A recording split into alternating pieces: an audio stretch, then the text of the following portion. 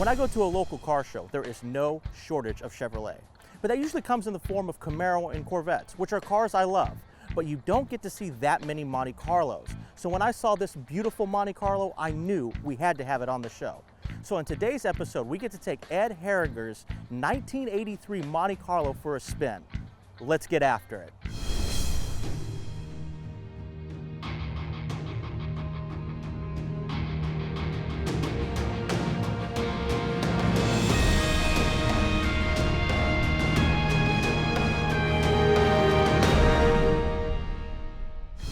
Welcome back to Combustion Chamber. When you go to your local car shows, you don't see that many Monte Carlos. However, they do have a very strong and loyal following by the people that own them. So when I saw Ed's beautiful 1983 Monte Carlo, I wanted to share it with all of you. Let's talk to him for more about his car. Ed, I really want to thank you for being on the show today and bringing this beautiful Monte Carlo out. Thank you very much. I appreciate it. Pleasure to be here. It's my understanding this is your first car. Can you tell us about how you found it and the purchasing experience? Yeah, I bought the car in the North Hills of Pittsburgh. There was two other cars I was looking at. It was a Grand Prix and an Oldsmobile, Cutlass. And they were all, the G-body style. And just when I got in this car and I sat in it, looking around at the car, the T-tops, I had the gauge package, just different things I really wanted. Being my first car, I wanted to get something that I maybe could fix up someday. And this was it. And it was the right car to buy. From taking it from what it was to what it is now, specifically the engine, can you tell us what it came with and what you ended up putting in it?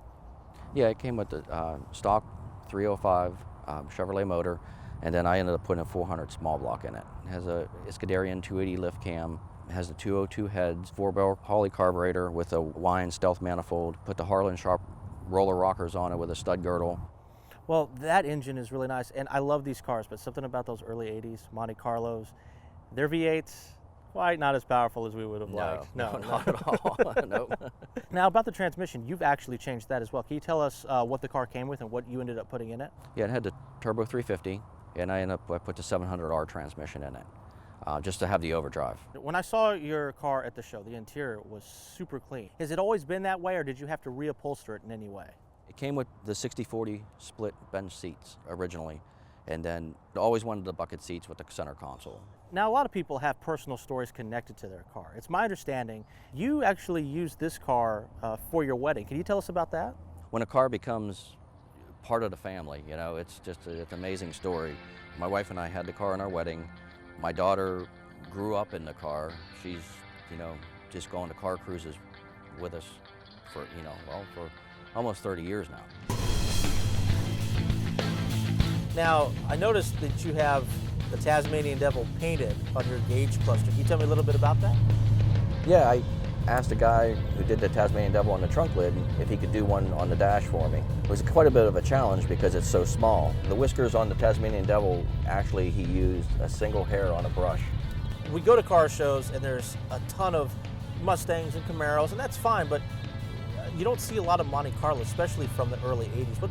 Do people kind of know what it is, or are they familiar with it? Yeah, it's really funny because a lot of people say, oh, I had one of those, or my aunt had one of those, or it seems to be, a Monte Carlo story.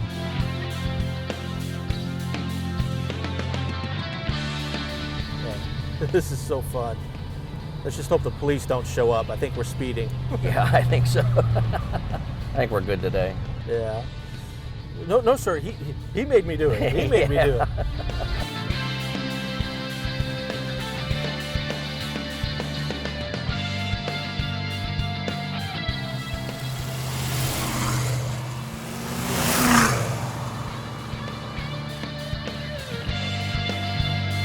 Featuring this Monte Carlo on today's episode was outstanding, and we want to thank Ed for bringing it out and letting us film it and go for a ride in it.